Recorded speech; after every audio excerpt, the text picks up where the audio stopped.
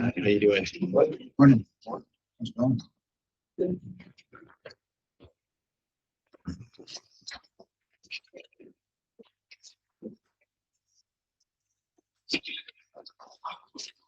right.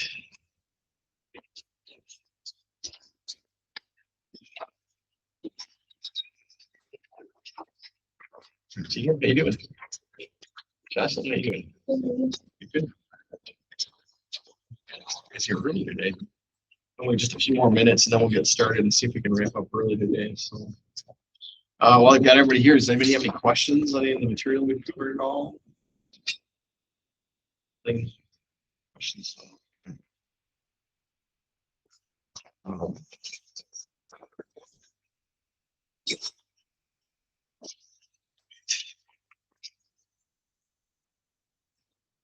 Yeah, the interview was like in a series room. It was like For the scholarship? Yeah. Yeah, they want to make sure that you are committed to. yeah, I think one of the kids, I guess, because I stayed for the meeting afterwards, and apparently he like wasn't on track and like he's supposed to have a certificate and like jail. He got like outed in front of them. He wasn't there, but it was just like they asked for like an update on him. And I thought it was like, oh, I don't know, putting other kids before that one. So. Yeah, that's the thing they're fearful of, that they spend all this money on the scholarship and then nobody winds up doing anything. So they have to, and I feel the same way. I mean, it's we actually contributed part of that scholarship, about $3,000. But we do the same thing. I don't like choosing who gets scholarships. I just assume give it to everybody that's interested in getting their license. So, but we turn it over to them and they do a pretty good job of grouping everybody. So, yeah, for those that of you that don't know, Kate has actually won the scholarship. It's I think it was like $11,500 scholarship for flight training. So you guys, when you get to I think you have to be a certain age to get the scholarship. Yeah, I went to like 66. Yeah. So you can apply for it. We've had a couple in here. I think Jason and Isaiah have applied for a scholarship. So, and there are tons of scholarships. So if you're having trouble with money or something like that, you need to talk to me or go on our website. We've got some articles on the scholarships. There are tons of organizations out there that want to get young people involved in aviation, and it's a little bit of work. I mean, Jason, you had to go through, you had to fill out forms and get referrals and stuff like that. So, and then the interview process, which you guys both went through. Yeah. So there's some things you have to go through. But if you're really committed to getting your pilot's license, that $11,000 goes a long way. Getting your license. Great. Well, let's see. I think we're already. Yeah, let's go ahead and get started. So we're going to jump in our books to session 5. Let's see a page. Just want to go over a couple things. Yeah, let's actually turn to page 5-24. Just to review a little bit about what's going on in a turn. What causes a plane to turn? Roll and pitch. I got lift, I got roll and pitch. Anything else? What control on the aircraft causes the plane to turn? Inruns and elevators. What actually causes the plane to go to turn like this? Elevator, pitch. Anything else? Okay, so it's elevator and pitch. Yeah. It's because again, once you roll, you turn, you actually bank the aircraft with the elevators. All that does is it just turns the aircraft. That doesn't mean the aircraft is going to turn in that direction. It just means it's banked in that direction. It might do a slight turn a little bit, but to do an efficient turn, you want to bank it like this, and then you want to, pull back on your control yaw, which lifts up your elevator right here, which causes it to pitch into the turn. So you're actually using that elevator to produce lift into the turn. So the answer that most instructors are looking for is the elevator is what causes the aircraft to turn. It's, you know, the ailerons will get it to bank, but what pushes that plane into the turn is that pitch up moment like this, for the plane to push into that turn, push into the turn itself. Okay. All right. So just a couple things here to recap. So when an aircraft goes into a level turn, so this is basically the aircraft is flying along like this, and it's going to go into a nice level turn. It's not going to be descending or not going to be climbing. It's just a level turn. That's what we call a level turn right here, like this. So it's stayed at a constant altitude. When you do that, when the aircraft does bank like that and goes into a level turn, these are the forces that we're looking at. So you'll notice that this vector right here, this is the total lift. So if the aircraft weighs, it's like 1,000 pounds.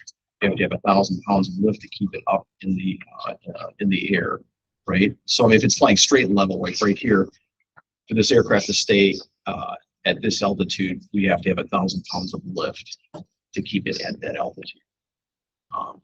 When you go into a turn, you lose some of that lift. You're losing some of that vertical component of lift. So you have to increase it. And that's because there's a horizontal component of lift. That's this right here. That's the component of lift that lifts the aircraft into the turn. It's actually, when you pull back the control yoke, it's causing the aircraft to, pitch into that turn or lift into that turn. So because we've taken off some of the total lift, we have to increase. When we actually go like this, we lose some of our total lift, our vertical component of lift. So that means we have to pull back even harder there. And just anybody know what happens to the aircraft as far as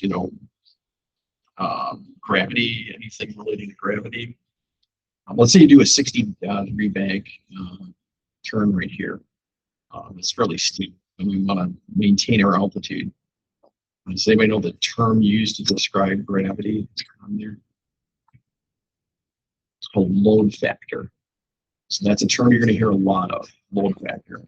So if we go into a 60-degree bank turn, we want to keep it level on any aircraft. Doesn't make a difference what it is. SR-71, it can be a Cessna 172 or a Piper Cub. It doesn't make a difference. If you do a 60-degree bank and you may want to maintain your altitude, you're going to be pulling 2 Gs, which is a load factor of 2. So load factor and G are essentially the same thing, but you're going to hear the term load factor in there. And the reason why they say load factor is because you could, if a plane weighs 1,000 pounds and you have a load factor of 2, you just multiply that factor times the weight of the aircraft, and that's what you're going to be feeling. I mean, if your arm weighs 10 pounds, let's say you hold it out here, if you do a 60-degree bank level turn, your arm is going to feel not like 10 pounds, it's going to feel like 20 pounds on there. So it's really easy. Have you done that yet, Jace, on the steep turns? If you can, next time you go up, or next time you go up, you're probably going to do turns here pretty quick. Just to have them do a steep turn for you. And when they do it, put your arm out in front of you and lift it up, just so you can feel how much weight you'll feel it easily in your arms. And that's again at 60 degrees of bank. And again, any aircraft, whether it's a 747, Piper Cub, if they go into a 60-degree bank turn and maintain level flight, you're going to be pulling 2 Gs or a load factor of 2. So Gs and load factor are essentially they're the same thing. But you're going to hear the term load factor because that's really what applies to the aircraft. All right. Everybody understand like all the terms like as far as what causes a plane to turn and stuff like that? Okay. So now you know probably more than half the pilots out there about what causes aircraft to turn. All right. Let's see here. So stalls, I think we've gone over stalls quite a bit, but let me just review it real quick. So let's say this aircraft stall speed is 40 knots. Does that mean that it's always going to stall at 40 knots? No. Right. Good. Yeah, it can stall at any airspeed. Is this plane stalling right now? How do you know? Okay, so I haven't moved it. It's a trick question. Yeah, I did it to you last week. Is this plane stalled? What's that? Actually, I haven't told you what flight path it is. We don't know whether it's stalling at all or not because we don't know what the flight path of this aircraft is. I just hold it like here. This plane could be going down like this. Now, that's the flight path. Yeah. So yeah, what I'm trying to do is get you guys to, always ask, okay, what's the flight path of the plane? If somebody just holds a plane up in front of you like this, that does not mean that the plane is flying in that direction. That's what we assume. In normal flight, yeah, it would make sense that the plane is flying like this and it's not stalled. But you need to know the flight path of the aircraft. Why? If it's, to determine whether it's stalled. Anybody know? I want to take a guess at why that would be. The flight path. What determines our angle of attack? Chord line and what else? Flight path. Yep. So if the flight path is this pencil right here, if it's going down, is this plane stalled? Yeah, definitely. That's way past the critical angle of attack. So the plane may be going down like this. If the flight path is like this. So if our flight path is like this, would it be stalled? No, so the plane's going like this. This might be getting close to the angle of attack right here, the critical angle of attack, that is. So it's about usually around between 15 and 18 degrees of angle of attack, which is where it gets to be critical angle of attack. At that point, then the plane is going to start producing less lift. So if you were actually looking at the plane from above, what you'd see is in this area right here, if you could actually see the air, you'd actually see air right here, a lot of turbulence in this area right here. This is where a stall typically starts. In this area, it starts creating, it's like these eddies and burbles and things like that. But essentially what's happening is the air is starting to separate from the surface of the wing itself. So normally when you fly an aircraft, we're flying in this direction right here, normally air comes across and it flows nice and smoothly. We call it laminar flow. It just flows nice, and smooth over the top of the aircraft. But in a stall, when it's like this, the air hits that wing and it sticks to it for a little bit and then it starts burbling. It starts creating these little eddies and stuff like that. And that starts happening at the wing roots itself and then it spreads out.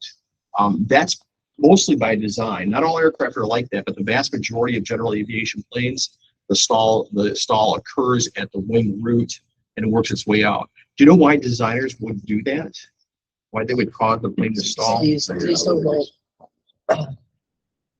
can still use roll. Okay. What? Yeah, absolutely. Yeah, both of those questions are right. And that's because, again, they design general aviation aircraft to be safer for the average pilot.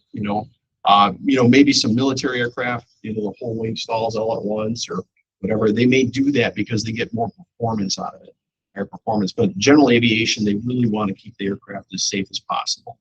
So they sacrifice a little bit of performance and make the aircraft a little bit more stable. So again, that stall, if you actually see a full stall, what would happen is the stall would occur at the wing roots here, and it would spread out like this, and then it would slowly start, covering the whole wing, and then eventually would lead up to the very leading edge, and that's at that point the plane just can't sustain the lift and keep it in the air, and what it's going to do is start descending. On some aircraft, it's a little more pronounced than others. It might, drop down. The nose might drop down a little bit. And then if you just let go of the control yoke, it's still going to keep flying. It's going to fly right out of it. It won't stay in that stall unless you hold back on the control yoke. All right, good. I think everybody's got stalled. If you guys have questions on it, let me know. All right, so let's go on to, they've got in this next section, 526, they talk about angle of attack indicators. Anyone take a guess? It's pretty obvious. What is an angle of attack indicator? What is it going to indicate? Yeah. It's essentially it's showing it's giving you a general approximation of whether the angle of attack has reached that critical point. So if you look on page 527, they've got some pictures of angle of attack indicators. They're not giving you a number.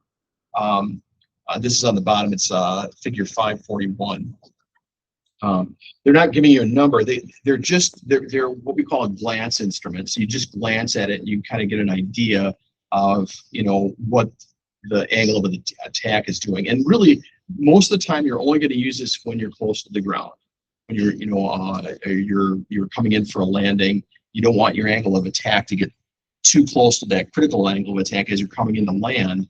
Obviously, if the runway is over here and I'm coming in, I don't want that angle of attack to get too high out here because I can wind up stalling and doing a hard landing. So with the angle of attack indicator, again, it's it's got good glance value. You just take a quick peek at it and you can see that your angle of attack is good. It'll start getting into the yellow on some of these right here. And they all have different symbologies there depending on the unit itself, but they all represent the same thing. Am I getting too close to my critical angle of attack? That's when it gets in the red on there. When you get into the red, then you're getting into that stall territory. The other thing is, if you're flying at a really high speed, let's say we're doing a real steep turn, we know now that stall speed, 40 knots, even though it says it on the dial on the or on the gauge on the instrument itself. Here.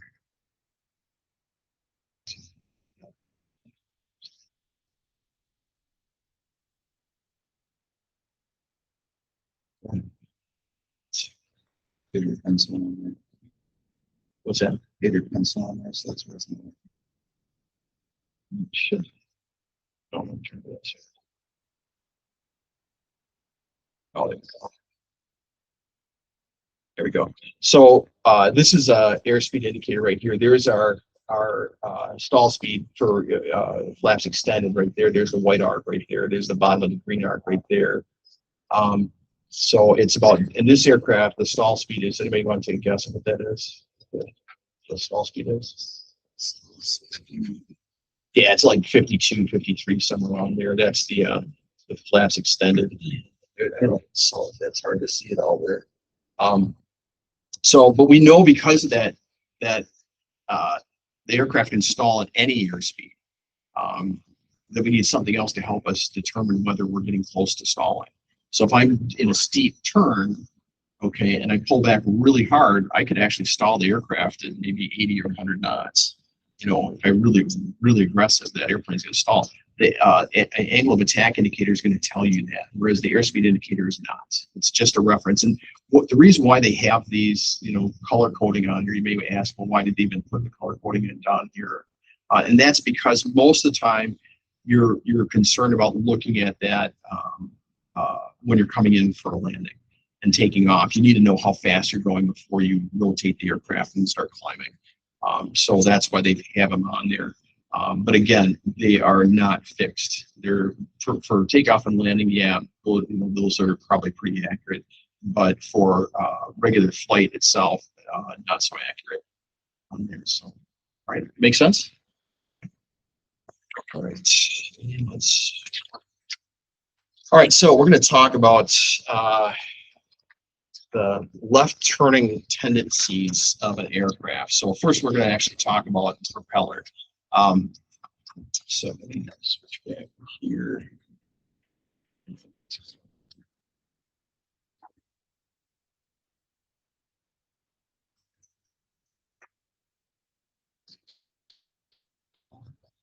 Oh yeah, I'm going to show you one other thing on stalls here real quick here. So there's your stall load factor chart right here. So if an aircraft is banked at 60 degrees, the load factor right here, you can see is roughly 2 right there. And when we get up to 70 degrees right here, the load factor is 3. So if an aircraft weighed, 1,000 pounds, and you're doing a 60-degree bank, right? Like, let's say that's a 60-degree bank right there. Okay. The load factor is 2, which means we just multiply 2 times the weight of the aircraft, we get 2,000 pounds. Okay, so if the aircraft goes into a 70-degree bank and you want to maintain that level flight, then the load factor jumps up to 3. Okay, so it jumps up really fast. So that means if this aircraft weighed 1,000 pounds, if you had a scale on it, in a 70-degree turn, level turn, it would weigh 3,000 pounds. Okay. And that's why we talk about load factor. We also associate it with how much stress the aircraft can take or how many G-forces the aircraft can take. We'll get into that too. So let's talk about the prop. So this is a typical general aviation prop. Now, if you look at it, I don't know if you guys can see it. Maybe they've got a better view. Let me just see if I can find this here. Yeah. So they've got some cross section. Here's a cross a prop right here, much like this one. They're showing it like this, but they're showing you the cross sections. What does that look like to you? Those cross sections. Yeah, it looks like a wing. Yeah, it looks just like a wing. You've got a flat side on it, and then you've got this camber right here. It's got the same, characteristics. It's got angled attack, but instead of, flying through the air like this, it's actually rotating through the air like this. So it's almost like a rotating wing is what you could say. So there's some unique characteristics of props. So this is a rotating prop, and this is the way most aircraft are, when they're taking off, they're going to be flying, like this. Let's say they're going to, you've got your prop that's coming down right here. It's producing a lot of thrust or whatever from the prop itself. So on here, though, there's something peculiar about this. It's called asymmetrical, or well, first of all, let me back up. So there are four tendencies that cause an aircraft to veer to the left when you try to take off. I'll just show you the sim here so you can actually see it. Let's pause this. Right. All right, so what I'm going to do, I'm not going to touch my rudder pedals, and you'll see what happens. You'd think normally if I were just to give it full throttle, it would just go straight ahead, right? Well, in some simulators, it may do that.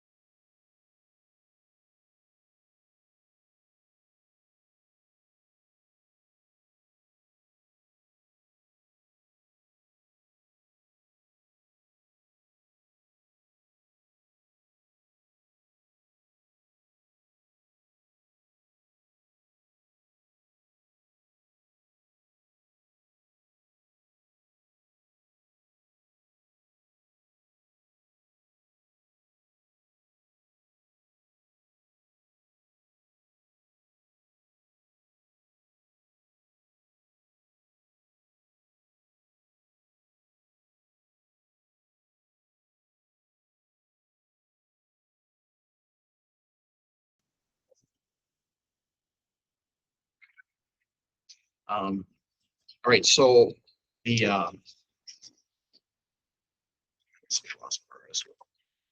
okay. So that's P factor, but that happens when the aircraft basically when you rotate to take off, that's when you're going to feel the most P factor. It's really slow and it wants to, thrust the aircraft to the left. So we've got one, that's one left turning tendency. Another left turning tendency is the torque of the engine. So in, let's see if they've got this. I think this is on 530. Yeah, they talk. Well, that gets the pitch there. Yeah, I'm sorry, page 530. Torque and P factor on the lower right hand side there. So in torque,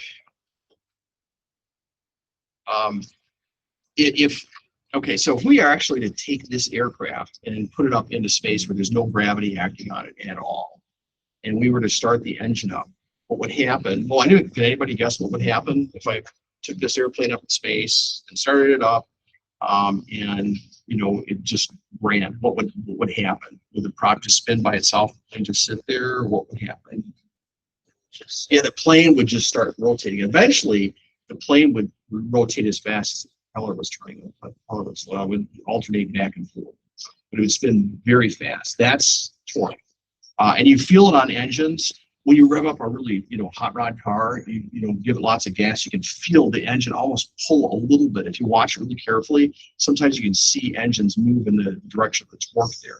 And actually, you'll see the hood shift a little bit. That's torque. That's because you've got all this mass rotating inside of, in this case, the airplane itself. It's rotating, and because it's in the air, it makes it even worse. So torque in a plane, because the engine is rotating that prop this way, it's rotating this way, it's causing an opposite effect on the aircraft to get it back that way. So it's like the prop is turning this way. And that's a big, massive. I mean, if you look at most props you ever lifted one up, they're not light, they're pretty heavy. So you've got that big mass out in front. You've got the engine turning, that's got mass, and it's going to basically conspire to cause the airplane to push the other way. This gets back to one of Newton's laws. For every action, there's an equal and opposite reaction, right? Newton's third law. So what's happening there is the plane wants to turn just the opposite of the direction of the engine's spinning. So that's another one. That's called torque. Another one is called spiraling slipstream, and this one can be best demonstrated this way. All right, so here's our plane. I'm just going to put it in a climb here, let's say. So let's see. So here's our aircraft. It's right here. And we've got the rotating prop like this. There we go. All right, so again, it's in a climb. So we've got this prop moving around. Well, what's happening here is the prop, as it's going through the air, is creating what's called a spiraling slipstream around the aircraft. And what this looks like, if we were to actually see it, so we got this airplane right here. We've got the prop is rotating right here, right in front of us. What happens is it creates a slipstream around the aircraft. And it wraps around here, comes around here, and then what happens is it winds up hitting this back here. So let's do from this side here. So let's say the plane is taking off right here. So the prop is spinning this way, right? So the spiraling slipstream comes through. It just wraps around the aircraft as it's going through the air, and it winds up hitting. I'm doing it wrong. Oh, I'm sorry. I'm doing the other way. Yeah. So it's this way here. So it's the spiraling this way, comes around like this, and it hits the tail of the aircraft. So what's happening there is it pushes the tail like this.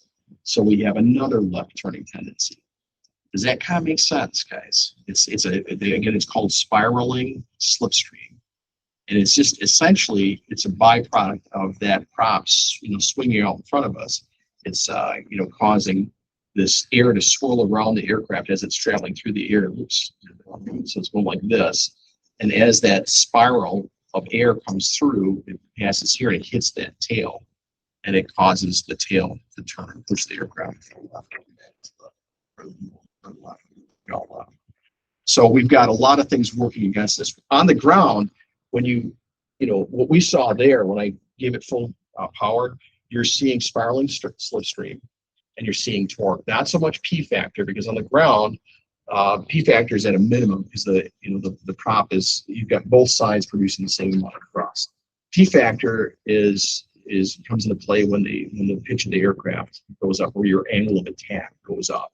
That's when you're going to see more P factor. And then again, that's going to happen on takeoff. So there's going to be more left turning tendencies as you rotate. But on the ground, torque and spiraling slipstream are going to have effect. The fourth one is probably the most complex one. Does anybody know anything about tops or gyroscopes? They'll Use- spin forever, but Uh-huh. because that's always. Yeah, there's some resistance. So there's this thing called rigidity in space with gyroscopes. Gyroscopes are absolutely fascinating. I love them. They help put people on the moon. But it's basically it's a top is what it is. These gyroscopes, this particular one right here, spins I think about 6,000 or 7,000 RPM. It's very slow speed. The gyroscopes that are in planes, like the older planes, they spin at around 20,000 RPM. So that it'll make more sense here in a second, but the faster a gyroscope spins, the more stable it becomes. And what is rigidity in space, or rigidity in space? Well, I'll show you here. Let me just get this thing up to speed here. It's going to take a minute or so. So right now, this thing is starting to spin. This is what we call precise, as precise as I can get anyway, gyroscope. So you can hear it spinning up here. I get it up to a really good speed because it needs it here. So normally, if I were to hold this thing like this, for instance, if I were to apply force on this, you think it would push that up, right? If I were to take this and push this here, without holding on to this, you would think it would push that up, right? Let's see what happens if I do that without holding on to it here. So, okay, I've got it right here. So this is a demonstration of rigidity in space. See how it wants to stay in space there? It's actually trying to stay in that. It's trying to point in that direction as I move my hand. There's some resistance on my hand, but let's see. Let me just show you what happens here. I'm going to go ahead and push up on it and see what happens. As I'm doing that, it's pushing it over this way. It's almost acting as though somebody's pushing from this side right here. It's hard to see here. Again, if I hit it real fast. Well, now if I would push here, let's see. Yeah, let's see it here. You really have to have a high-speed gyroscope to do this well here. So again, I'm going to apply force on this right here.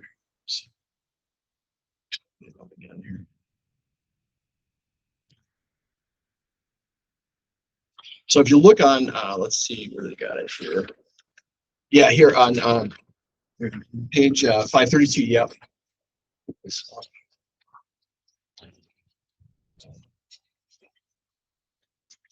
gonna run this up to speed real quick.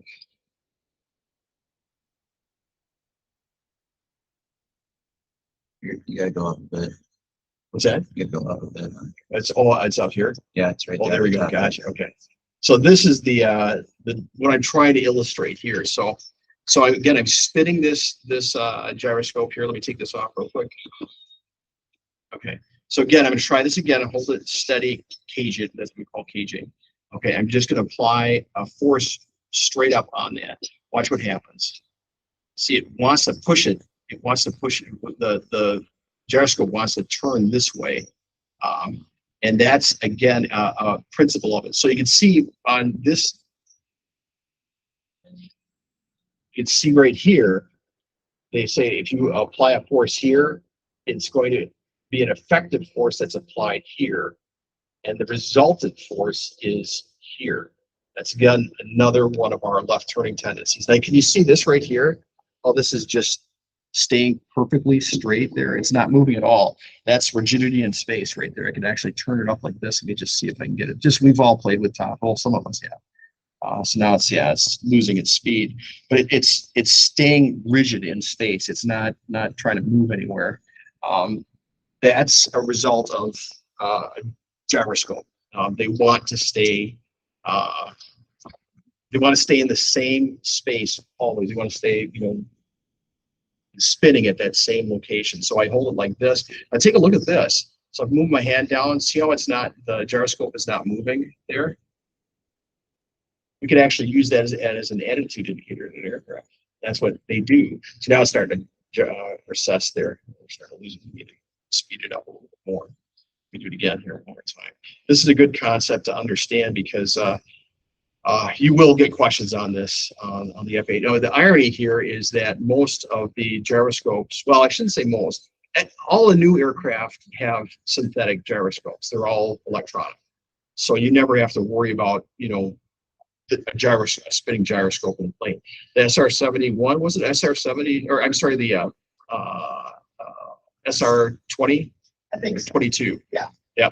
So that has synthetic. It probably does have a backup electric gyroscope in it. I'm guessing. Some of them don't. They don't have a backup gyroscope, a physical gyroscope in it. But here, let's take a look at this. So if I bank my aircraft like this, turn this way, it still stays rigid in space. I'm moving it all over, and it's not moving at all. It's just balancing on that one point there. Okay. That's, again, rigidity in space. It's just staying put there. We could also use it. That's for the horizon. Like this rotating disc right here is simulating the horizon around us. So as I move around, that just stays with the horizon on that. We could also do something like this. We could turn it on our side here. And again, it's going to want to do the same thing. Here, it's going to want to stay rigid, but I can use it as a turn coordinator. So if I point this to north, so let's say like this, and I turn my aircraft to the east, it still wants to point north. That's a directional gyro. That's what I just demonstrated for you right there. That's directional gyro. That's how they work.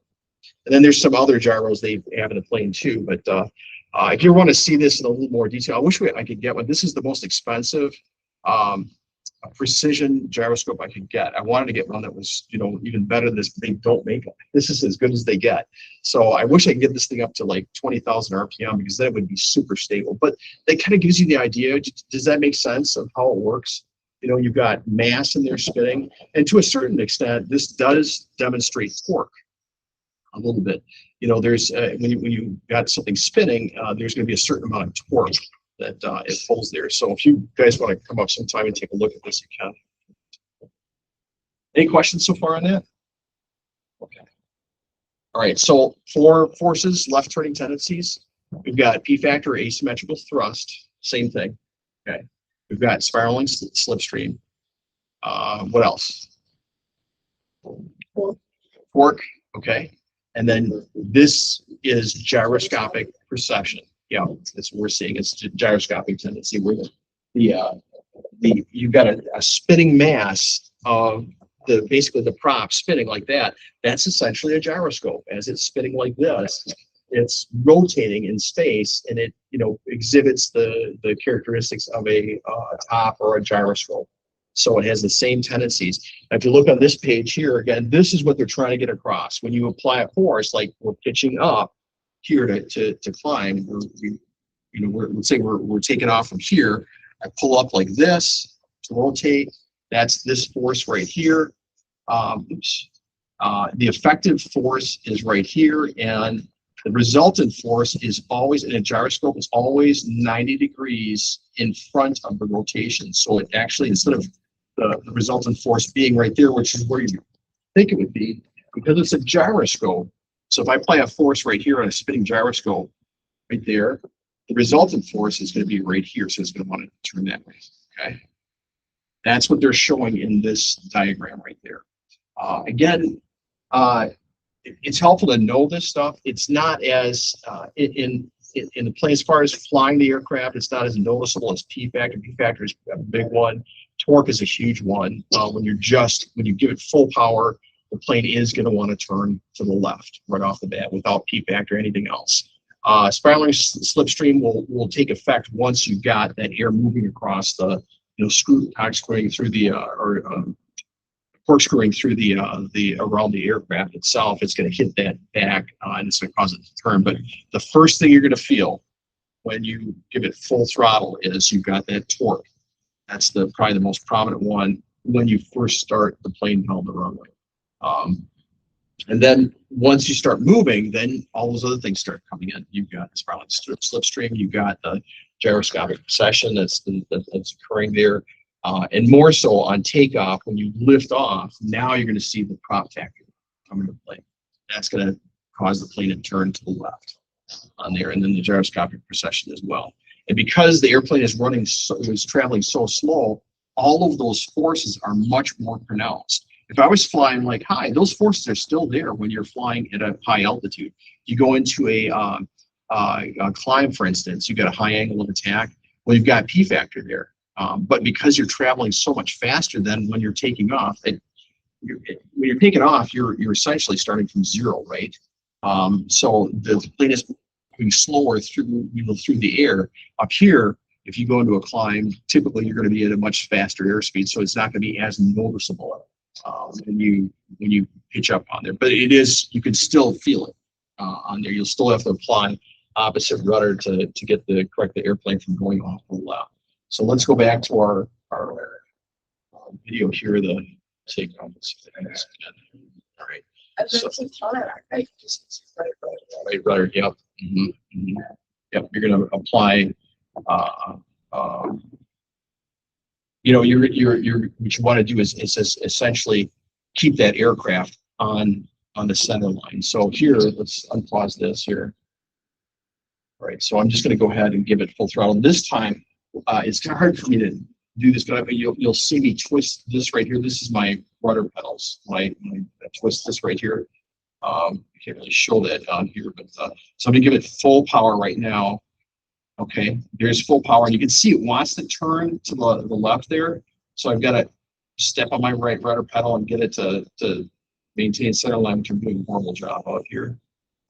There's my airspeed. Now I can pull up there. It's a horrible takeoff.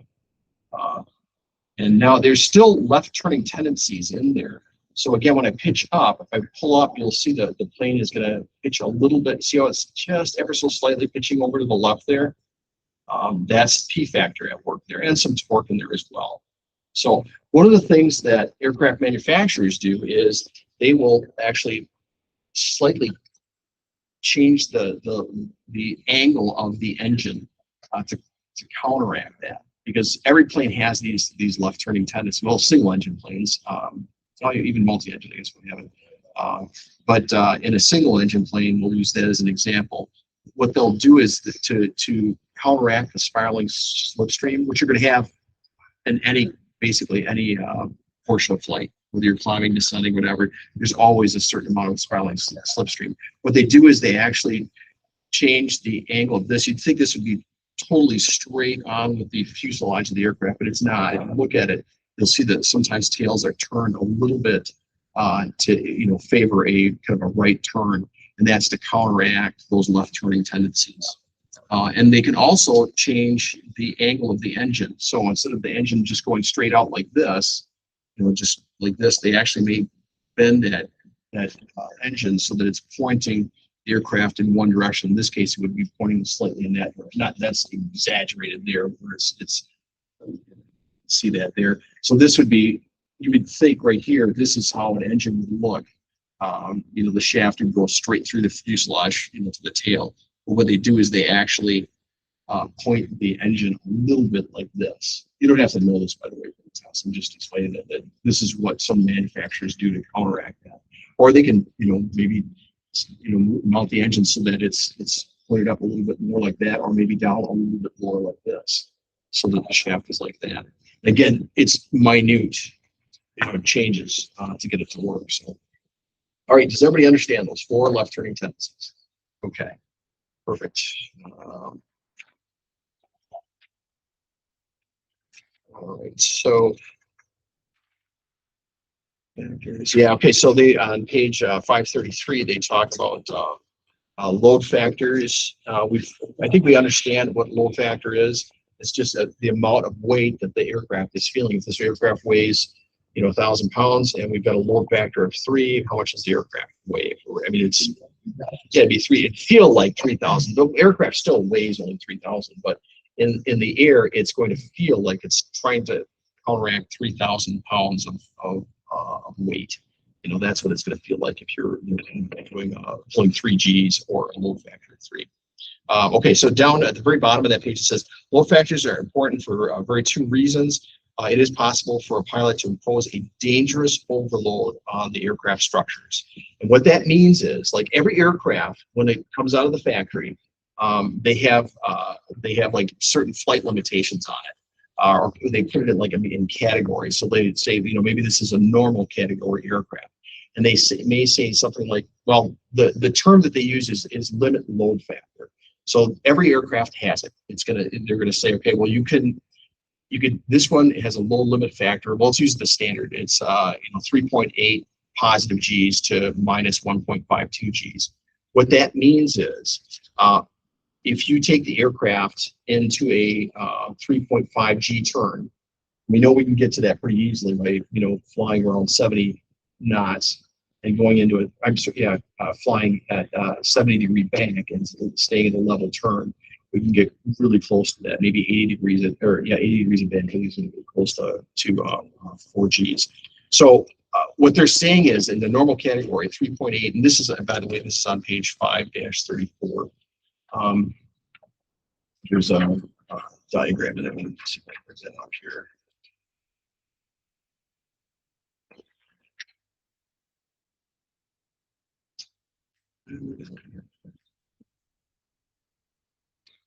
So,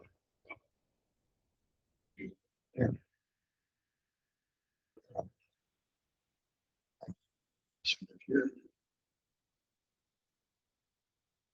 Oh, I guess they don't have a table. I was going to show you that table. I'm sticking the have it in there. So, but in any case, so if you look at the table on there where it says category, then limit load factor, on the very top there it says normal is 3.8 to minus 5.2. What they're saying, this is again out of the factory. They're going to say the aircraft is capable of this. So if you go into a real steep bank and you pull back real aggressively, they're saying that the aircraft is safe up to 3.5 Gs positive. So that would be, you'd feel the Gs in your feet. So let's just say it's 4 Gs. If I weigh 150 pounds, well, let's say I weigh 200 pounds, and at 4 Gs, I'm going to weigh 800 pounds. The aircraft, again, at 4 Gs is going to weigh 4,000 pounds. And that's too much stress on this aircraft with a low limit factor of that. Yes. What are these negative Gs? I'll show you that. So a negative G. So when you're flying in flight, just straight and level, you're always feeling how many Gs? 1 G. Yeah. Okay. So if I go to a bag, where we might feel a little bit more than 1 G. If I go into a 60-degree bag, steep turn, it's going to be 2 Gs. So that would be 2,000 pounds of the aircraft with that. So that's a positive G factor. A negative G would be if you force the aircraft down real rapidly. So if I push the aircraft down real fast like this, instead of being pushed into your seat, you're going to be pushed up. It's going to like lift you up. Yeah, Jason. Yeah, you feel lighter. That's exactly what's going to happen. You're going to feel negative G's there. So at when we're at 0 G's, we can float around.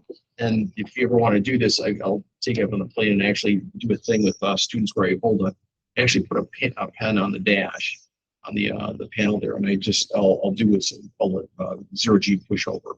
You just nose the plane over, and the plane floats, and you have to grab it out of the air. It's actually a lot of fun, and it demonstrates what the G-force, because you really feel it. You're floating like this, and then the pen's floating up around like that. You have to grab it, and that's a good way to demonstrate G's on there, because you really feel it. And again, so that's a negative G, Jonah, to answer your question. That's it's when basically the aircraft is doing negative G's on there. And the plane, in this case, they're saying minus 1.52. So if our plane weighs 1,000 pounds, what's the maximum load factor? Okay, but they say it's like 1.52 minus 1.52. How much weight is the aircraft going to feel like it's supporting?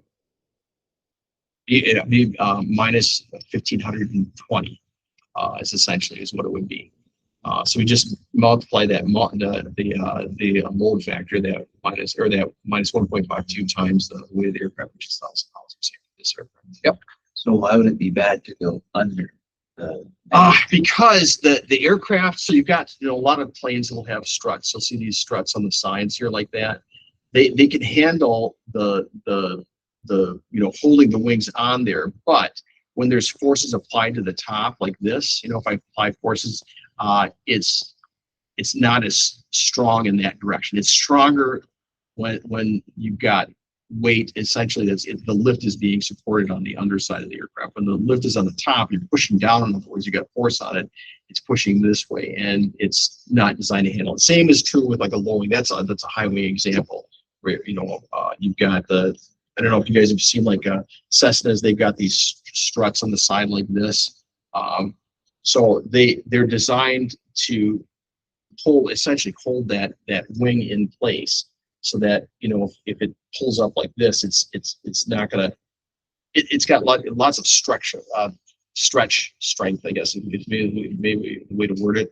Not so much compression strength. So compression would come from the top where the wing is drooping down like that. It's going to cause it to produce more stress. From here, it's going to shrink a little bit. So that's one of the things that would happen there. There's other things. You've got other control surfaces to be concerned about that. Maybe they can't handle the force, being pushed up or down on them. So they've calculated it, on the aircraft. If you go beyond those forces, you're essentially a test pilot. And planes like Cessnas, Pipers, they're really difficult to break. You almost have to intentionally you do a crazy maneuver to get them to break, unless you hit the ground, which is not good. But in the air, they are extremely durable. That you can do some pretty crazy stuff with them. So they oftentimes will take more than what is indicated. But when they come out of the factory, they're certified. Like in this case, it's a normal category is 3.5 or 3.8 to minus 1.25 or 5.2.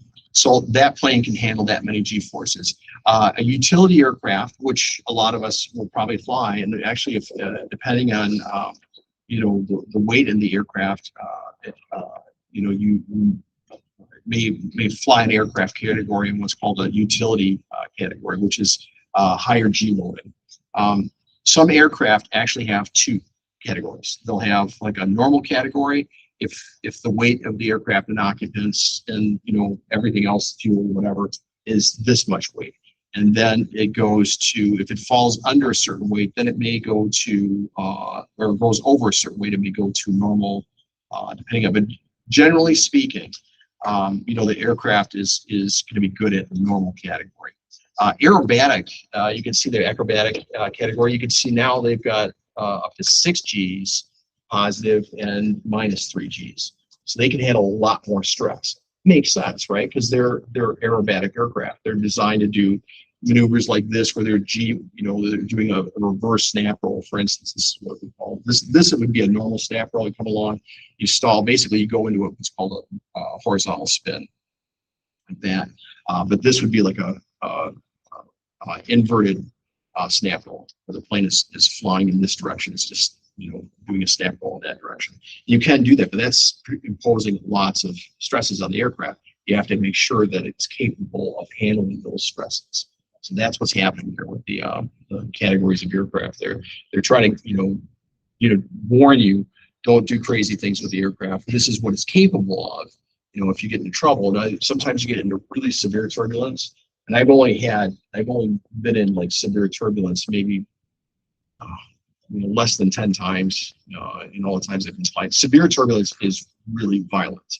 I've been in a lot of moderate turbulence. Moderate turbulence, just to give you an idea, moderate turbulence is enough. If you weren't seated, you'd get thrown up against, on a general aviation aircraft, if you didn't have a seatbelt, moderate turbulence would throw you up to the ceiling. Severe turbulence, you cannot control the aircraft. In general aviation airplane, in a larger aircraft, they're a little more stable, so it's not so much of a problem. Still a problem there. Passengers will not get so. But any case, so when you hit turbulence, though, the airplane is experiencing lots of G loads back and forth. Because you've got all these currents of air moving the plane up suddenly and moving it down. So the aircraft is experiencing stress on there.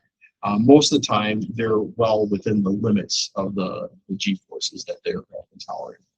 So they're telling you, they're warning you, if you're going to go out, just be careful with it. And then don't do any like steep turns and, that are excessive, with the aircraft, because you'll wind up. And you probably won't break a wing. It's not like a wing's going to snap off, but you could deform a wing on it. Wings are incredibly strong. They're just amazing. Even wood wings. You think a wood wing wouldn't be very strong. I've seen 20 people on a small, like a Piper Cub, just sitting on the wing. That's how much weight those things can handle. They can have just a tremendous amount of force, and they handle it very well. So. All right, let's take a quick, a short break, about 10 minutes. Give you guys a chance to think a little bit, and then we'll wrap up this chapter and get out of here.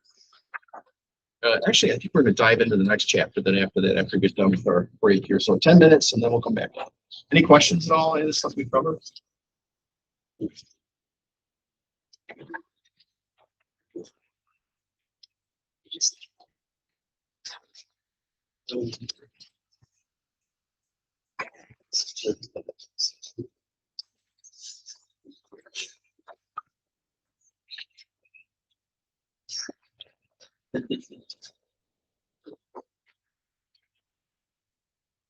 Engine tray.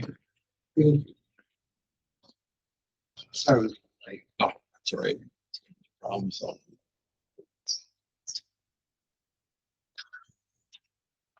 Was there anything I missed? No, let's see what I think we just talked about turns and forces in the turn. I think you kind of got in that discussion. Did you see the forces in the turn that we talked about? Yeah. So I guess the big thing there is, what causes the plane to turn? Elevator. It's just, I mean, the plane is bag with helices, but what really causes it to actually turn is that elevator that pitches the plane or lifts it into the turn. It's actually, creating that lift over the turn here.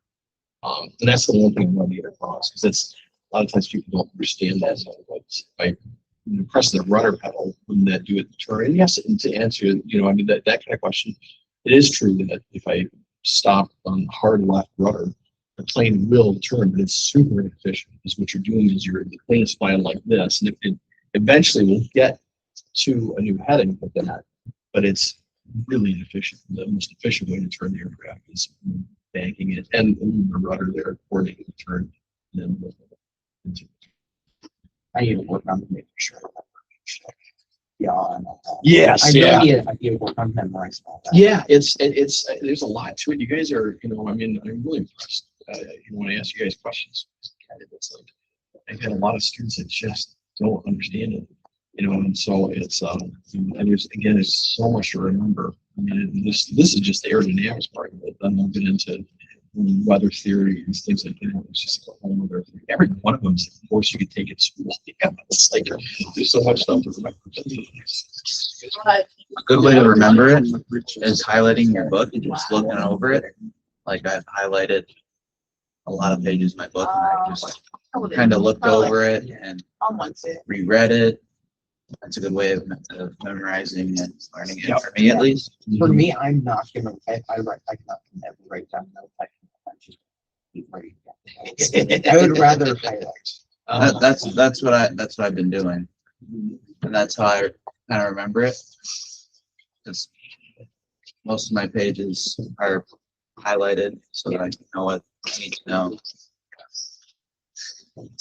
I'm a visual learner. I would actually, ideally, it would be great to have this class in a hangar with the airplane right because then you can actually see it. It just like, it would just, to me, it would make it so much easier. That's the way I learned. That's not the way everybody learns. You know, some people love to just read and, you know, absorb the knowledge from that. I just was never one of those things that could do that. Yeah. I'm Okay. pretty all around there. I'm gonna get some water, guys. I hope you don't mind. I'm just gonna refill up here and then we'll.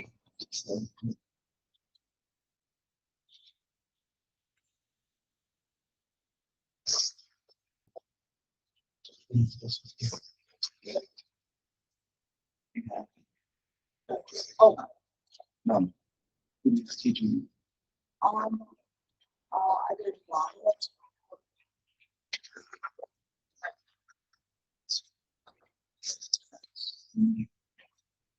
Just weird.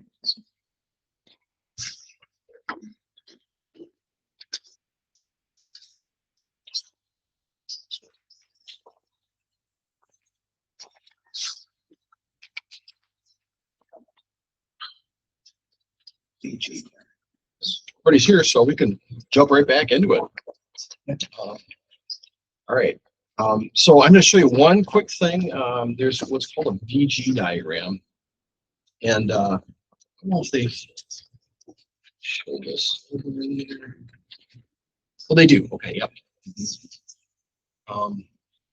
chapter is It was. Aerodynamics is by far the longest chapter, Yeah, I it's think, like in the book. 50. So I think weather, I think either weather theory or weather reports is another one that's Yeah, it's long. long too. So, and then obviously navigation is can be a long one as well. So let's actually, before we get to this, I don't know why they present that. Let's talk before we get to this diagram. Let's talk about a spin. So, what a spin is. So we know what a stall is. So we hit our we're flying along and we hit our critical angle of attack. Yep. Okay. So this is our flight path. Fly like this. We hit the critical angle of attack. The plane stops producing lift and starts descending. Comes down like that. Okay. That's a stall. A spin is when one wing produces more lift than the other in a stall. So in a stall, the wing doesn't just stop producing lift. It's still producing some lift. It's just not sufficient to keep the plane at that altitude that you're at. So that's a stall. So if anybody asks you, okay, does the plane produce lift in a stall? Absolutely. In a spin, what happens is one wing actually is producing more lift than another. So in this case, if this aircraft, let's say we're flying like this, we're at critical angle of attack. The flight path is like this, right? At critical angle of attack, and for some reason this wing is producing more lift. Which way is it going to stall? It's gonna go down like this. It's gonna stall this direction right here because this wing is producing more lift. All right. So that's how a spin starts. It's an aggravated stall. So it's when you don't have balanced lift essentially on both wings. And so what happens is in a spin, this is the start of a spin. So one wing is producing more lift. We get to the stall. One wing is producing more lift, or you can say the other wing is producing less lift. Either one would work. And so the plane goes into this spiral like this, goes down like that, because this one wing, again, you have to think about the plane is very finely balanced, so it doesn't take much lift. It could be 50 pounds of lift. That's all it takes is to push that wing up, and it causes that wing to rotate like this. Now, when that happens, look at this. So the plane is swinging around like this. Do you see that how much area this is covering as it turns right there, as opposed to this one? I'll hold my finger right there. So see there that this wing right here is hardly moving around that point right there where my finger is. There's hardly any movement. Whereas if I put my finger up here and I rotate, this wing is on the top side, on this side right here, is covering a lot more area. So what can we deduce from that? Say a little bit louder. Yeah, because it's traveling through the air faster. It's hitting more air. So this is producing. It's traveling through the air faster, which means if it's traveling through the air faster relative to this wing, that means that this wing is producing more lift. So it's gonna keep going into that turn. So that's where we get into a sustained spin, where it just maintains that. And you get into a fully, this would be, initially when you go into a spin, it's called an incipient spin. And then when you get into a full developed spin, the plane is just, it's just spinning like that. And they're easy to get out of in most aircraft. All you have to do, in most cases, all you have to do is let go of the controls. But in some cases, you're gonna have to apply opposite right into the turn there. But that's what's happening. Does that make sense? So this wing right here, the outer wing right here, is traveling through the air a lot faster. Because it's traveling through the air faster, we know the faster a fluid moves, the more lift it's going to produce, and more lower pressure it's going to produce, so it produces more lift, right? So it causes that wing to rise, and then we get this auto rotation. Yes. So our spins always like the conductor, like Most of the time they are, but you can, there's been a number of high-profile accidents where pilots have come in to land, and I'll show you because this is really important. So let's just say let's say the runway is right here, right over here. Okay, so this is what can happen. So you've got a plane coming into land. It's goes into a left downwind right here. There's our runway right there. I'm the pilot. I'm looking over there at the runway as I'm flying along like this. I'm just looking out like that. I go into my left downwind, and now the runway touchdown point is about right there. Okay, so I'll do my left base. I'll call it out, air traffic or reefer traffic, ETA updates for waypoint 36. So I go here, and let's say I overshoot my final. So here's the runway right here, but I should overshoot way over here. Okay, so the tendency is for the pilot to really pull back on that control yoke and try to get back on center line. And when they do that, when you come into land, you want to land at a slower speed. So you're generally at a slower speed. That means you're more susceptible to a stall. So this would be a classic case where somebody gets in that position where they're really trying to pull back to get back to the center line. And they're slow and they're low.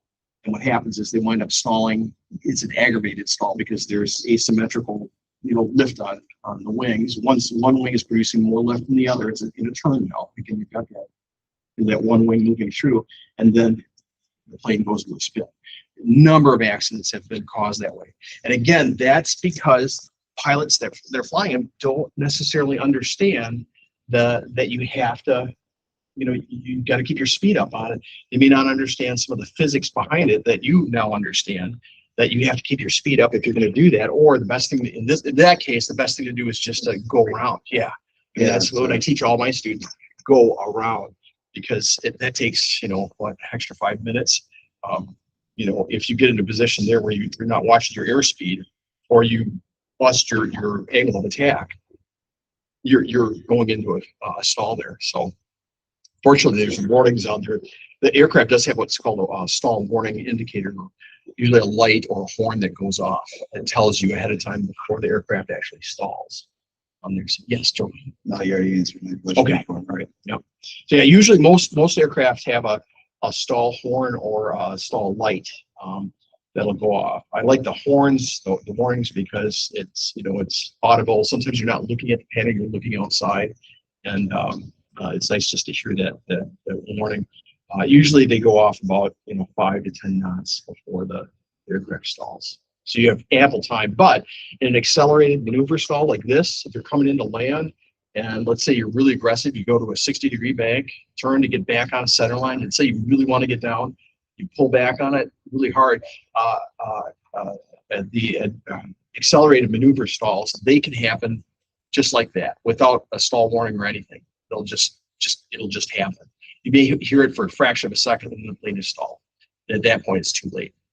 Whereas a regular stall, if you're just flying along like this, and you pull up like this, you'll hear that stall warning go off, easily, 5 knots before the plane actually stalls. So you've got plenty of time. But again, an accelerated maneuver stall, which is what that is, when you're down low to the ground, you're banking really steep. that plane is, again, it gets to that point where it just can't support the lift, and it happens really fast. Accelerated maneuver stalls are kind of scary for some people. I mean, I don't mind them at all, but the key to accelerated maneuver stalls, and what that means is, find it. So accelerated maneuver is when you're pulling G's, essentially. You've got some G's on the aircraft. So that would be a steep turn, right? 60 degrees steep turn, or applying basically 2 G's or a load factor of 2. You're pulling back, you're feeling those G forces. That's a classic example of an accelerated maneuver stall. It's a maneuver, it's a stall when you are anything other than 1 G. This would be a 1 G stall. If I'm flying along this, pull back on the control yoke, high angle of attack, that would be a 1 G stall. That's what a normal stall is. An accelerated maneuver stall is you're doing something crazy with the aircraft. You're pulling up all of a sudden like this. Something accelerated, can be in any direction. It doesn't have to be turn. It can be pulling up like this. That can be an accelerated maneuver. And the plane would stall in that direction. In an accelerated maneuver stall and turn, the plane's going to fall down like that, or it could, depending on what your rudder position is, your plane could go like that. And again, close to the ground, you just don't have time to react. So it's really important. Did I answer your question there? Yeah. Okay. All right. I'm not sure. Sometimes I don't. I'm on a tangent there. All right. So those are spins. So they're an aggravated stall. And basically, it causes auto rotation. We say that term auto rotation. The plane just automatically goes into a rotation because it's automatically happening. That's the way to think of it. It's auto rotation. The plane just starts. Again, it's because that one wing is moving through the air faster. It's producing more lift, so it lifts it up even more, and the plane just goes into that auto rotation. Okay. All right. So let's talk about that VG diagram here. So you see this, a lot of aircraft actually have this. Let's just take a look at this just to see what it's what's describing to us. So first off, let's look at our axes. On this side, we've got load factor. Right there, you guys can see this right there. Okay. And then down here, we've got indicated airspeed. This could be for a Cessna 170, it could be for a SR-71 Blackbird. It could be any aircraft that we want to put on there. Obviously, the numbers would be different for a SR-71. Is it SR-71 or 72? 71. Okay. So in any case, whatever numbers you want to put in here, most manufacturers have these for newer aircraft. But let's take a look at this just to analyze it. So let's say we're going along at 100 knots, and right here we can see that we can pull up to about 2.3 Gs, and then this area right here, this is where the aircraft is going to stall. This whole area right here, and here's the plane is going to stall out before it's not going to. There's not going to be any damage. The plane is just going to start basically fall onto the air, or not fall onto the air. It's going to stop producing sufficient lift to keep it up in the air. So believe it or not, that's a safe area. In this area, you can't fly obviously in that area, but it's better than being up here, structural damage, structural failure, because you can recover in this anywhere in here. We can recover from a stall. If we're flying along a straight level, the plane stalls, we just let the nose fall over a little bit and we recover from the stall and keep flying. Up in this area here, however, now we're traveling at 160 knots. And if we hit this, 4.4 Gs right here, that means that we potentially could get into some structural damage in the aircraft. Doesn't mean the wings are going to break off, but the wings could warp. And you probably will never see this in your life, but if you ever happen to see an aircraft on there with wrinkles in the skin, you'll know right off the bat that it's been overstressed. What you're looking for is like little lines, like wrinkles in the skin. They're very small, but if you see a whole bunch of those lines, you know that aircraft has been probably flown beyond its limits. Where we typically see them is right behind the flaps. This is very common. So if you look at an aircraft, you're going to buy an aircraft, one of the first things I always do is look in this area right here. And does anybody know why I would look up there for wrinkles? That's where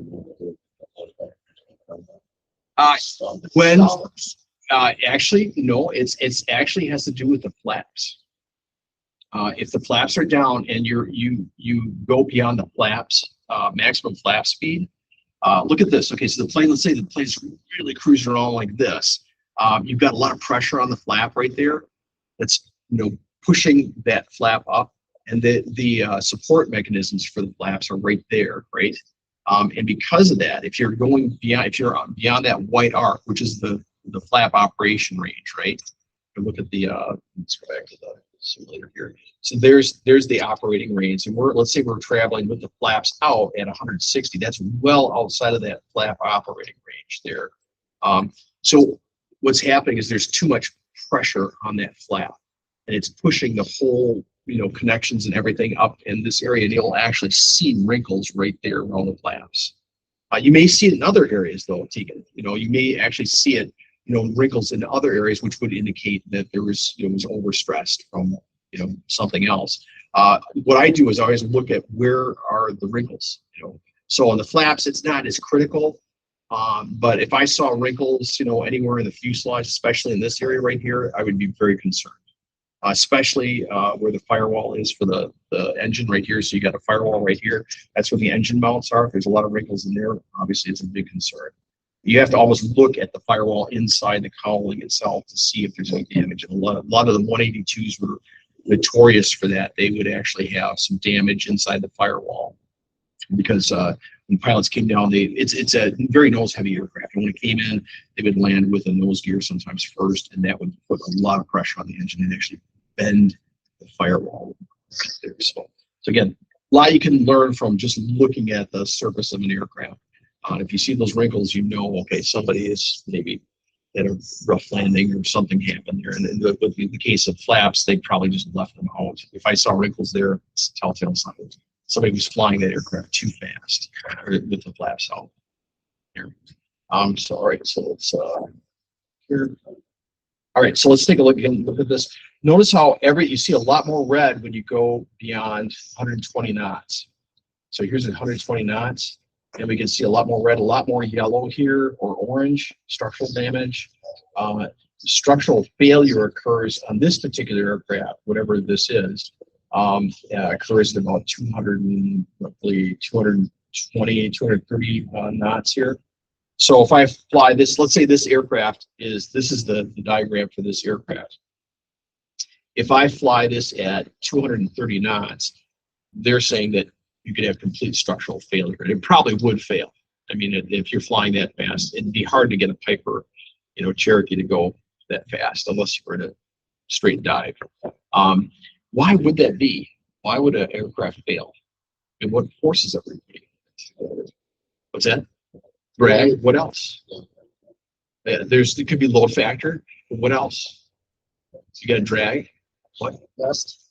Not so much thrust, because thrust is fixed with the engine. You can only produce so much thrust, right, with an engine. What else produces stresses on an aircraft? There's like weight and gravity. Yeah, I mean, to a certain extent. I'm looking for something else though. Wait. No, not weight. What else? What are the other forces in flight? We got thrust, drag, lift. Lift is going to create a massive amount of pressure on that aircraft. And even though you think of if I dive it straight down like this, you don't think of lift this way, do you? It's like you think of lift as working up. You have to get away from that because lift works in all directions. You could have negative lift. I could fly an airplane like that.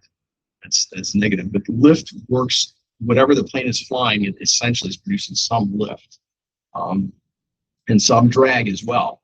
But if I'm flying like this, there's a tremendous amount of, anytime you've got air flowing through across those wings, they are producing lots, the wings are producing lots of lift. And that puts pressure on the bottom side. So if I point the plane straight down like this and fly it down like that, and I get to this 230 knots, there's a huge amount of lift that's being forced on those wings, and that could collapse the wings. They could actually break.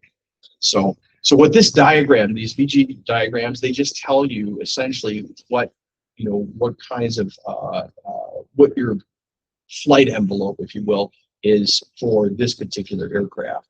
So we know that we're pretty safe below, well, definitely below 100 knots we can do just about anything. We can pull back aggressively on the control yoke, and we're not going to cause the aircraft to break. If we're up at 180 knots, let's say, and we pull up aggressively really fast, and we impose like up to 4 Gs, let's say, a load factor on it, yeah, we could damage, structurally, we could damage the aircraft there. And then, yeah, T. Sometimes if you exert like -4 Gs at 230, it's gonna. Well, 230. Okay, so you're saying, using the example of like flying like this right there, where you're flying straight down 230 and you apply negative Gs. You either have lift or drag that's going to be putting a ton of force on the aircraft, and you might be able to overcome that. I think I see what you're saying. You're asking, if you can overcome the is this maybe this is not what you're asking, but you're asking if you can overcome the positive Gs using negative Gs or something like that. Is that what you're saying? Or you're just wondering what happens to the aircraft if you did a 4G negative? What's that? It's not marked. It would cause like anything else besides structural damage. Yes, yeah. Well, so this line right here is our 0G line. Above this is positive Gs here. This is negative Gs. If we go anywhere into this red, so if I'm at 180 right here, let's say I'm at 180 and I do a 4G negative pushover, that puts me down here. So the structure would, probably at that point, the structure would warp of the aircraft. What's the defects like in the thing where it's like at 120 -3.5 inch? Right here you're talking about? Where it's like it bends out. There's no. What's that? There's no. Oh, right. You're talking about right here? Oh, yes. I don't know why they do that. That's a good question. I mean, I would think they would just have red over all this here. But on the other hand, maybe there's, that's a really good question. All I can tell you is if I was in a plane, I would not want to enter this red area. So it looks like you'd have to get through the red area there into this area here. So you'd be breaking the plane one way or another if you enter this envelope right here, anywhere in there. Does that answer your question, kind of? Yeah. I don't know why they do that. I would think that this would all be red here. There may be another, better reason for that. I can see if I can look up something around that. Why it's not shown there. I think maybe it has something to do with just how they draw it. And this is kind of weird right here. They've got this thing right here. I don't know why that is. But I never noticed that before. But yeah, the thing is, to get from here down to here, you have to travel through these areas here. At some point, the aircraft is going to be in this red envelope right here. And that's, at that point, maybe they're saying, planes and parts at this point, it's broken up in here. So I don't know. I can't see that. So there is what's called a maximum structural cruising speed. So that's on every aircraft. Let's actually go to our airplane here.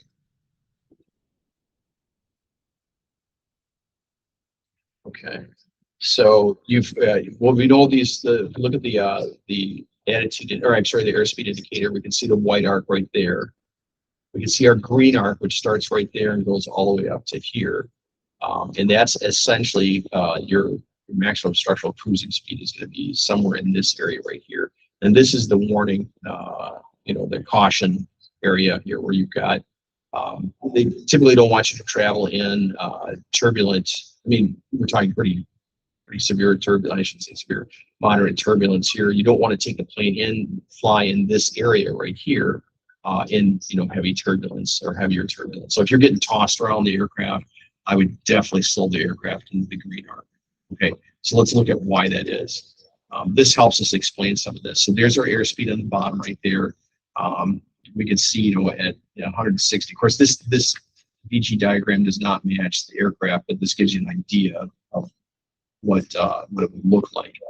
When you start getting up into higher speeds, you could easily damage the aircraft if you hit negative Gs, like in turbulence. In turbulence, it's not uncommon to get 1 or 2 Gs going up or down, and you'll feel it when you're flying along, and you hit a a bump of air or whatever, the plane may drop a little bit. You'll feel kind of like light in the seat of your pants. Sometimes if things are lying, like let's say, you've got a little basket filled with pens or whatever, something like that. Some of that stuff may fly out on there. That's what we could call light to moderate turbulence.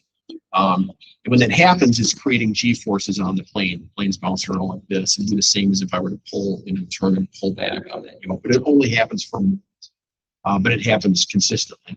So that's what this diagram helps us, figure out there. How much can this take? This would be, 1G is, if you're doing a lot of 1G, negative 1Gs in an aircraft, that would be an uncomfortable thing. If you're doing minus 2Gs, very uncomfortable.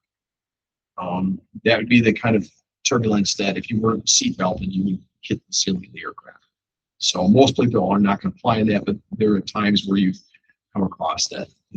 Hopefully you won't deal with it much. The plane is going to handle it without any trouble, but you obviously want to know that the plane is capable of handling that. Okay, so and then here we can see like maximum pressure, structural cruising speed. So that's the caution range there. That's that yellow arc that we had over here. That's this arc right here. So this arc right here. Just do this.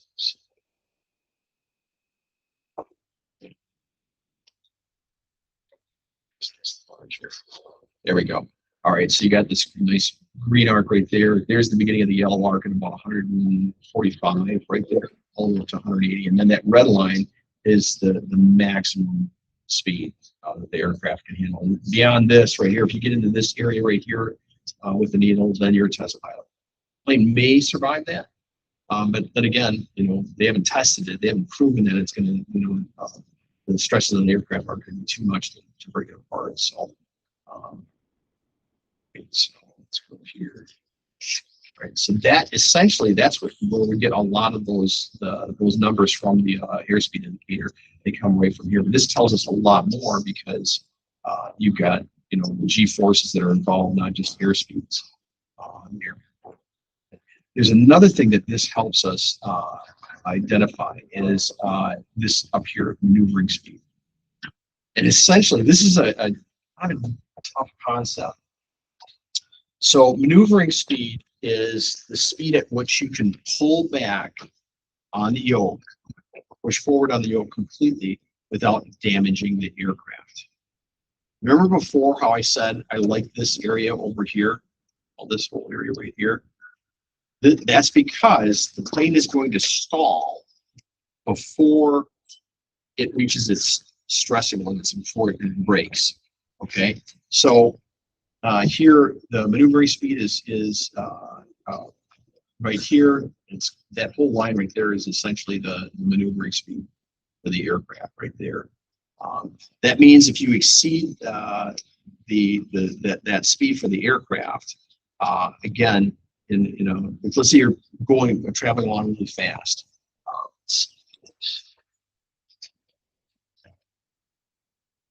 There's our flight path right here. Flying in this direction, we're going, let's say, 160 knots right here. Notice that my angle of attack is really low. You see that? The angle of attack is extremely low. That means I've got lots of angle of attack to work with, and I can really pull up a lot, and the plane will still keep flying. Maneuvering speed is the speed at which essentially gosh, it's always a tough one to explain here. Let me show you this. Okay, so you're flying along like this. You got your flight path right here. Now let's slow the aircraft down. Let's say we're traveling at a slower speed and we want to stay at that altitude. Here's our angle of attack. It's a lot higher now. If I pull back all of a sudden, our airplane is going to hit that critical angle of attack and it's just going to stall. Okay, so we don't have enough speed to keep the G forces on it. It's just going to stall out. And basically the wing's going to stall, and we're in that safe zone, that area that I'm talking about right there. When you're flying really fast, you have a low angle of attack, which means you've got a lot of angle of attack to play with, and that means that you can overstress the aircraft because you've got the plane is going to brake before it stalls. So let's see if I know I can move this here. So here we are. Let's say we're flying at 1G right here at 200 knots. We're in that caution range, that arc there of the aircraft, and we're flying really fast like this, going cruising along. If I pull up, all of a sudden, I can easily hit 4 Gs before I stall the aircraft. Whereas over here, if I'm traveling at 100 knots, let's say, I pull up, I hit this area right here, and I stall the aircraft. This is a tough one to understand. I don't expect you guys to get this right off the bat. I had a hard time understanding maneuvering speed. The thing to remember for the test is maneuvering speed is changes with air density. It changes with the weight of the aircraft. And it's not something they can just put on a airspeed dial and say maneuvering speed is this. They may have it in a chart someplace that your maneuvering speed is a certain, speed at, a certain condition or whatever, but they'll never say that the maneuvering speed is this. Generally speaking, it's the speed at which you can, again, the thing you have to remember for the test is the maneuvering speed is the speed at which you can pull back the control yoke or push it full forward without damaging the aircraft. And that's because essentially the plane is going to stall out before it gets to the point where it starts braking on there. That's what's happening there. And if you go beyond that, your maneuvering speed, if you travel really fast in the air, pull back, all of a sudden you have so much lift there that it literally could, warp the wings or damage the aircraft. So that's maneuvering speed. Again, there's a lot to it. Sorry guys, but read up on it a little bit. If you don't quite understand it, let me know. Again, it's not one of those concepts that makes a lot of sense, but it is a speed that you should be aware of in the aircraft. Generally speaking, if you're concerned about whether you're entering into turbulence and you're not sure if the plane is going to take it, the simplest thing we can do is just slow down. Bless you. Just slow the aircraft down. The slower you go, the less forces are going to be. That makes sense, right? Okay. The slower the aircraft goes, we're not producing as much lift. The plane's not producing that much lift, so it's we don't have that much force on it. So again, lift, we have drag counteracting that. So again, without that lift and drag, it's not the forces aren't as strong as they were for going through the air really fast. You can demonstrate this when you fly. If you next time you fly, go at a fast speed and just try turning the control yoke one direction or the other. At a high speed, it's going to respond really fast. It's very crisp. At a slow speed, it's going to feel really mushy. The plane's just going to kind of wallow through the air. So, I guess really that's where, again, actually being up flying is going to help us there. Okay. Last thing I think we've got to go through here. Let me see this. Rate of turn. So rate of turn in an aircraft. So I'm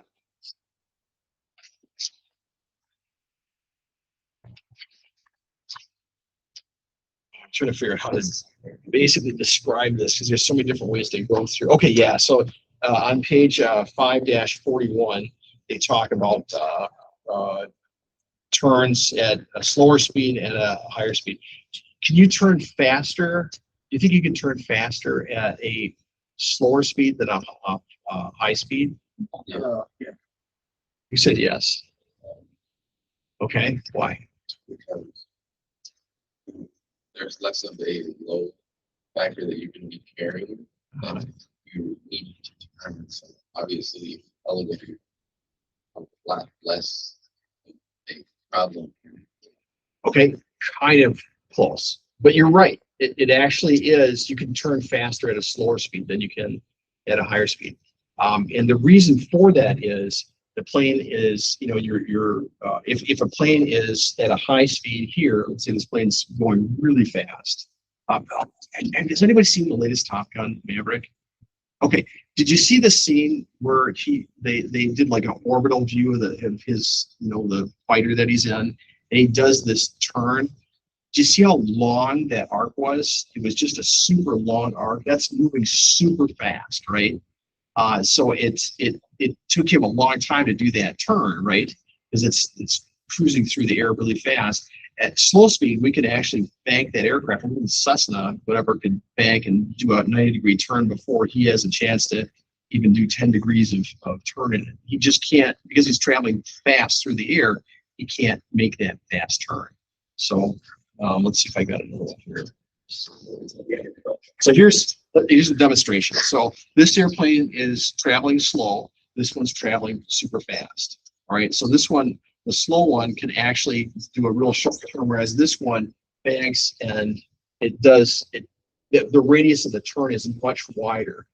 Okay, so this one's traveling a lot faster, or it's traveling faster through the air, but the arc is much more. If this plane right here could bank like this and turn, yeah, it might be able to catch up to this one. But let me show it to you again. All right, so here's they're both going to turn this way. Okay, this one's going a lot faster, so it's right here. So here we go. This one goes to a turn. This one's again going into the same turn, but because this one's moving so much faster, it's got a longer or a wider radius to turn, so it's a slower turn. So the slower the aircraft is, the sharper the turn. The faster we can get out of it, it can turn faster. Does that kind of make sense? Okay. Right, we got it. All right, so that's what's on page 541. They talk about rates of turn. So that's this diagram right here. So a good example of this in real life. This happens, unfortunately. People do get caught in canyons, especially when they're in the mountains. If they have to do a turnaround, say they take off from a high altitude airport. And they need to get out of a canyon or something like that. They may not realize maybe the air is thinner up there. If it's thinner, the aircraft has to be moving faster through the air to keep its lift. The net result is that they do why they have to have a wider turn around there. So again, this is a smaller, slower aircraft. If you do a sharper turn, it can get out of something like this. Again, larger aircraft moving much faster. Even if it was the same size aircraft, if it was moving faster at 140 knots, it's still going to have a wider turn there. So the rate of turn is going to be different there. So, and that's what they're talking about, rate of turn, ROT. So we don't really deal too much with that, other than the fact that when you get into instrument flying, we are very concerned about rates of turn. That's when we're going to be timing our turns and everything like that. So not so much with your private pilot's license, although you will deal with some instrument stuff. So, all right. And let's see. Okay, I'm going to talk about one other thing. And we'll touch a little on this when we get into weight and balance. So, how do I control the pitch of this aircraft? What do I use? What control do I use? The elevator. Okay. All right, so I use my control yoke, and the elevator itself, if it goes down like this, it points down like that. If I pull back on the control yoke, it goes like that, and it comes like that. Okay, so, but in order for that to work, we have to have force on our elevator. We have to have air flowing through it. We have to be able to adjust that force. Okay, if in flight, actually, I think I can show you this on the simulator. Let's see if I can do this here.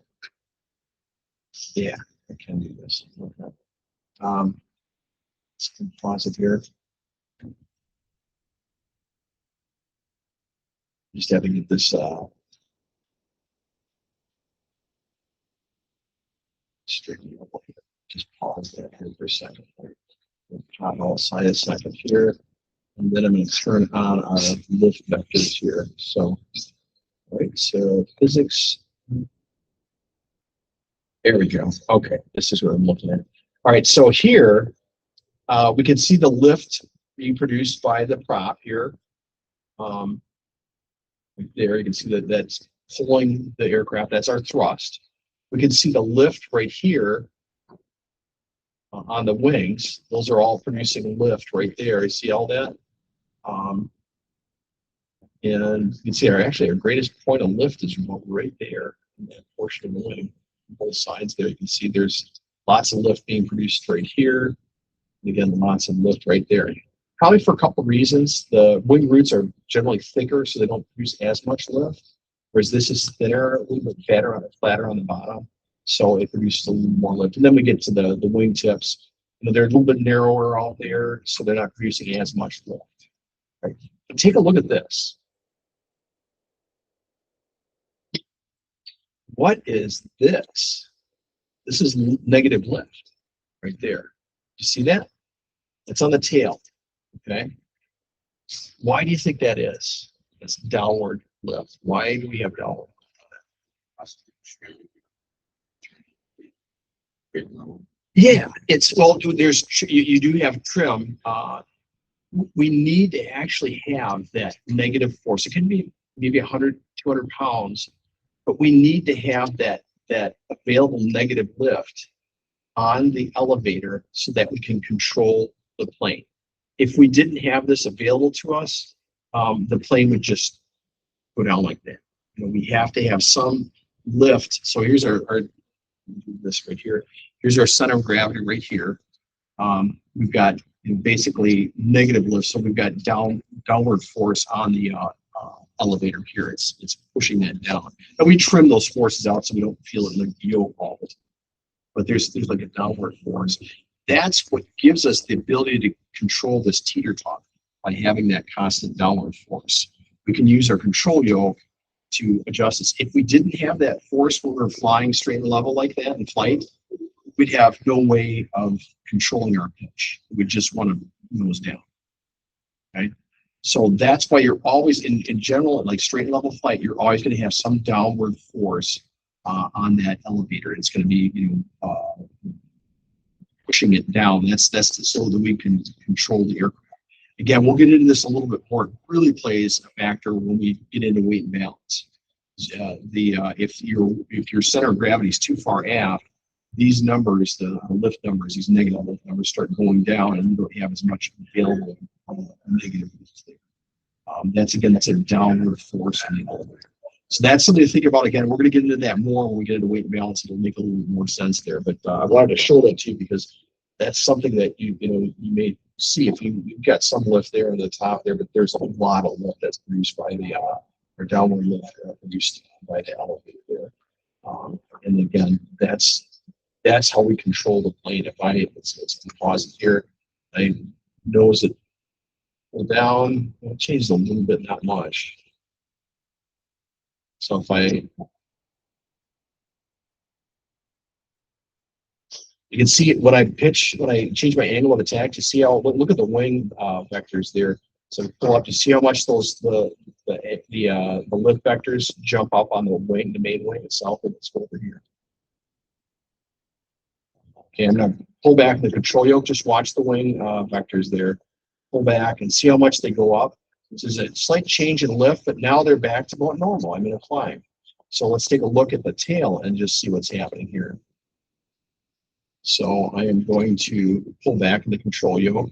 It produces more downward force there. That's so, again, what we're trying to do is control our teeter-totter. So I'm putting more weight on the back of the tail there when I pull back on the control yoke.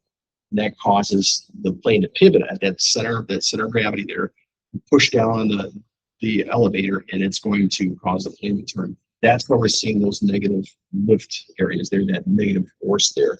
So again, we get into it a little bit more when we get into weight and balance. It makes a lot more sense. When you think about a plane, just think about a teeter-totter.